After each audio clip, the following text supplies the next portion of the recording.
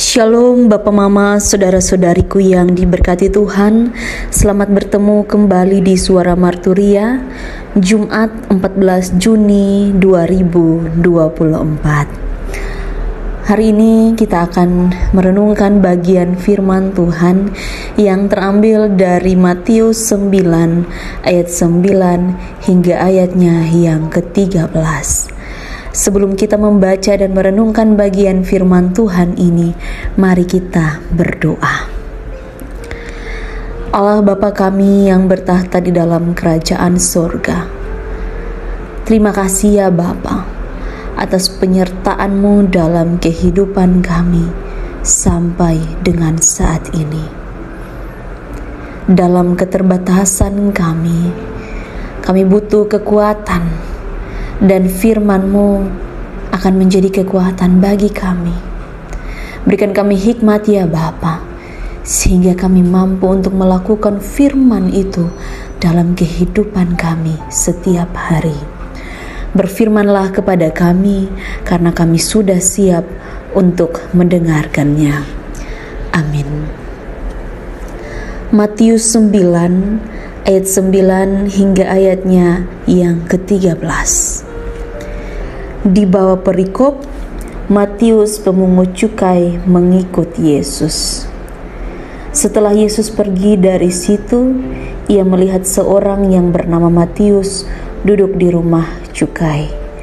Lalu ia berkata kepadanya, "Ikutlah aku." Maka berdirilah Matius lalu mengikut dia. Kemudian ketika Yesus makan di rumah Matius, datanglah banyak pemungut cukai dan orang berdosa dan makan bersama-sama dengan dia dan murid-muridnya. Pada waktu orang Farisi melihat hal itu, berkatalah mereka kepada murid-murid Yesus, "Mengapa gurumu makan bersama-sama dengan pemungut cukai dan orang berdosa?" Yesus mendengarnya dan berkata, "Bukan orang sehat yang memerlukan tabib, tetapi orang sakit. Jadi pergilah dan pelajarilah arti firman ini. Yang kukehendaki ialah belas kasihan dan bukan persembahan. Karena aku datang bukan untuk memanggil orang benar, melainkan orang berdosa." Demikian jauh pembacaan firman Tuhan. Yang dikatakan berbahagia ialah setiap kita yang tidak hanya membaca, tetapi juga mau melakukan apa yang kita baca, apa yang kita renungkan itu dalam kehidupan kita setiap hari. Bapak Mama, saudara-saudariku yang diberkati Tuhan, tema yang membimbing kita ialah Yesus tidak membedakan orang. Sekali lagi, Yesus tidak membedakan orang. Dalam kehidupan kita, dalam kenyataannya, perbedaan itu pasti ya. Pasti dalam kehidupan kita. Satu dengan yang lain itu tidak mungkin sama. Dan dalam hal ini, kita seringkali kemudian melihat perbedaan itu sebagai sesuatu yang salah. Dan kemudian di samping itu, kita sering membeda-bedakan.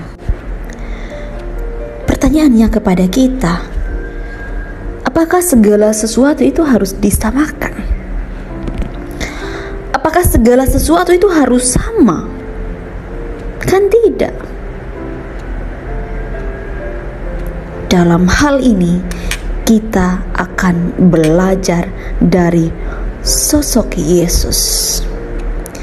Yesus tidak membedakan orang.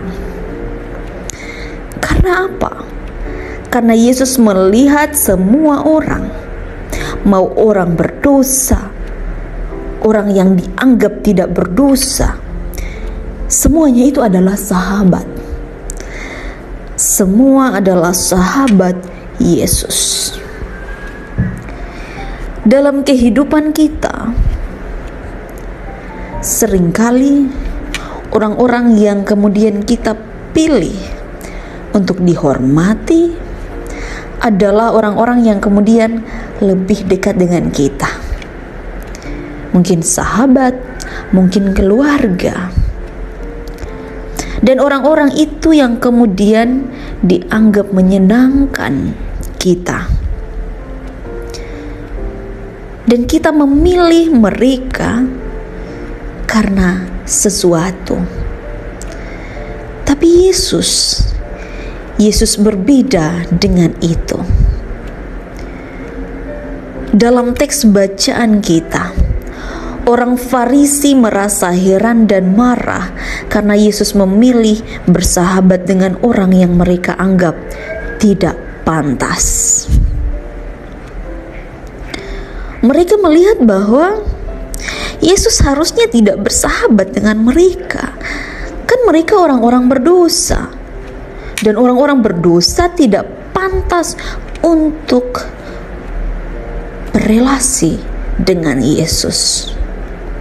Dan di dalam hal ini tindakan Yesus ditolak oleh orang-orang Farisi.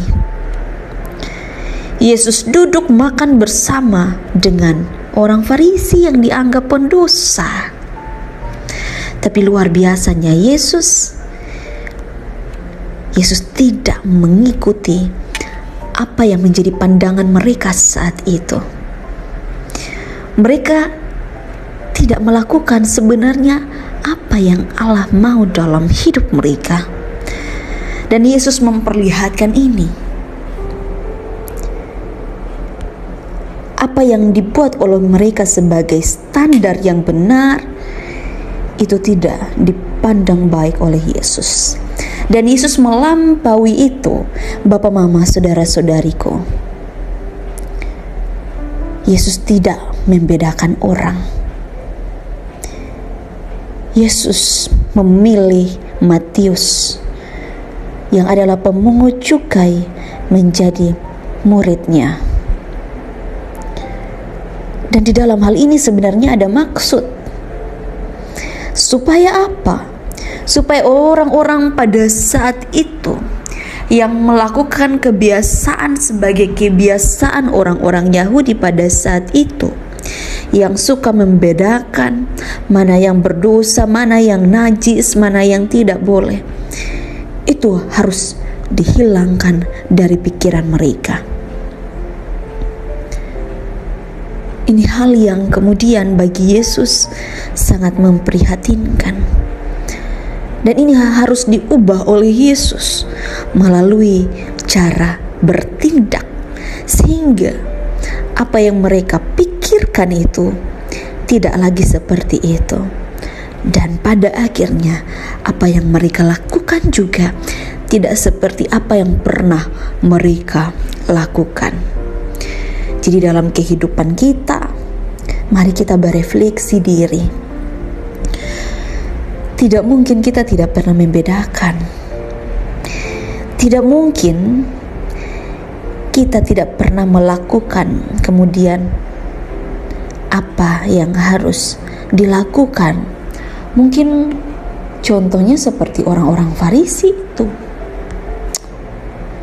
Dan di dalam hal ini, jangan lagi kita membeda-bedakan. Jangan karena kita melihat orang itu punya jabatan, punya status yang baik, lalu kita melakukan yang baik juga kepada mereka. Tetapi kepada orang lain tidak. Orang yang tidak punya jabatan, orang yang tidak punya pangkat, orang yang tidak punya power, kita merasa bahwa tidak penting untuk menghormati. Yesus mau bilang bahwa tidak seperti itu. Kita harus melakukan apa yang Yesus ajarkan. Dan Yesus sudah melakukan itu terlebih dahulu. Maka dari itu, mulai hari ini, dalam setiap tugas panggilan kita, di dalam rumah, di dalam pelayanan, mari kita melakukan apa yang Yesus mau. sehingga nama Tuhan dipuji dan dipermuliakan. Jangan membedakan orang, karena itu adalah kekeliruan yang besar ketika kita melakukan itu. Mari terus mengenal Yesus dan melakukan apa yang Yesus mau kita lakukan dalam kehidupan ini. Yesus mau supaya kita tidak gagal dalam hidup ini. Kita jadi orang-orang yang sukses. Sukses yang dimaksudkan ialah menjadi teladan dan menjadi berkat di mana saja kita berada. Roh Kudus menolong kita semua. Amin. Mari kita berdoa. Bapa di sorga, terima kasih atas firman-Mu bagi kami. Kami sungguh bersyukur ya Bapa. Biarlah firman ini jadi kekuatan dalam hidup kami. Biarlah firman ini jadi bagian dalam hidup kami hari lepas hari. Mari memberkati kehidupan kami dari sekarang sampai selama-lamanya. Amin. Terima kasih telah mendengarkan suara Marturia. Tuhan Yesus memberkati kita semua. Shalom, sampai jumpa.